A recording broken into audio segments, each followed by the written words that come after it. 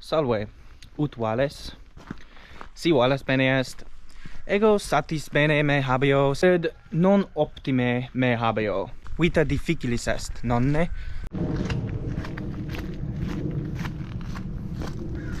Ecce via angusta quae ante me est. Hoc mane ambulo in via angusta, nam via in qua ambulo non lata est. Possum ambulare ulo tempore diei, sed praesertim mihi placet mane. Ego non ambulo celeriter, sed lente. Non celeriter ambulo, sed lente. Ecce caelum nubibus operitur, nam multae nubes sunt in caelo.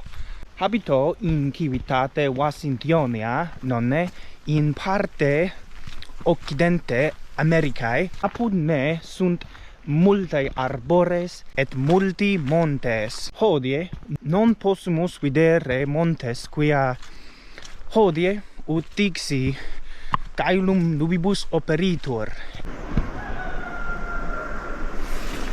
Manes silente gallus cannit.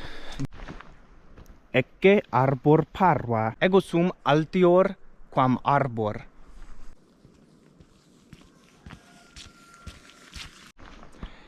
Ecce lapides, sunt multi lapides. Etiam hiame hae arbores sunt virides. Aliae arbores non habent folia hieme, sed et non sunt virides hieme, sed hae arbores virides sunt etiam in hieme. Ambulo in magna silva, quia sunt multae arbores altae. Ecce vila, alia vila. Ego ipse quoque in vila habito.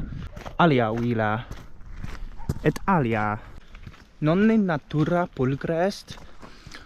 Sunt multae arbores, multae cervae et cervi, multae aves quae canunt, et multa alia animalia quae natura inveniuntur. Mihi placet audire aves canentes, nam quam pulcre canunt aves.